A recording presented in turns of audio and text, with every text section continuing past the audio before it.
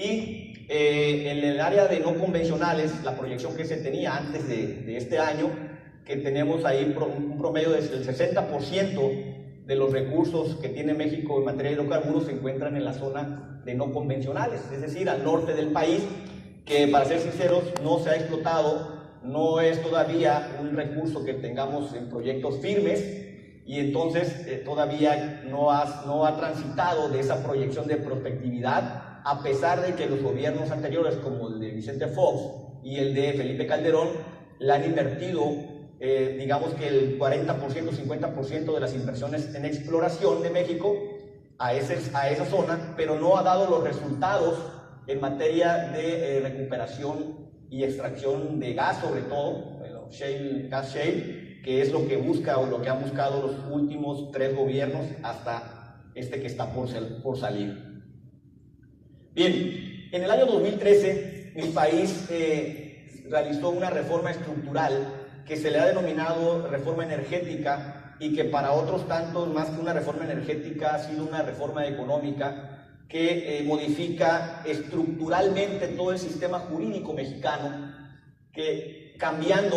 digamos, conceptos muy importantes que permiten hoy en día a México recibir la inversión extranjera en áreas que se tenían como un monopolio específico del Estado.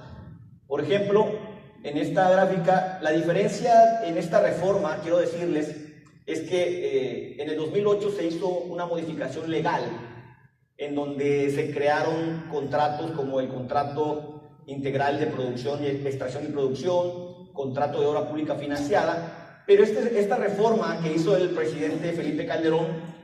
tuvo un alcance muy limitado. ¿Por qué? Porque no llegó a reformar la Constitución, solamente en las cuestiones políticas alcanzaron a reformar leyes,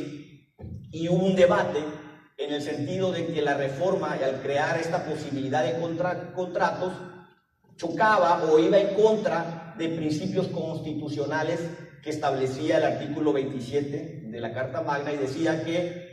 el área estratégica de exploración y producción era específicamente un monopolio del Estado y que no podía realizar inversión o la intervención de los particulares. Entonces, esto ocasionó que la inversión extranjera, por supuesto, o los particulares,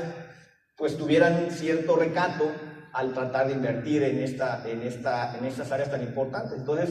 el nivel de exploración se tuvo que hacer a través de servicios, aun cuando se firmaron algunos contratos, pero el impacto fue menor. En el 2013 se logró una reforma estructural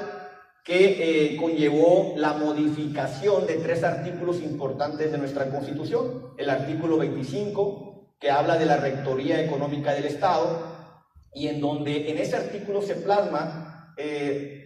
dos cosas importantes. La primera es que se plasma o se inserta en el texto constitucional lo que significa la empresa productiva del Estado, es decir, Pemex, la empresa histórica de México,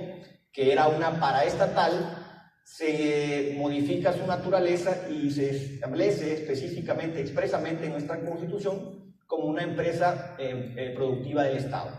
¿Cuál es la diferencia que a esto conllevó? El cambio de naturaleza jurídica, es decir, sigue siendo propiedad del Estado,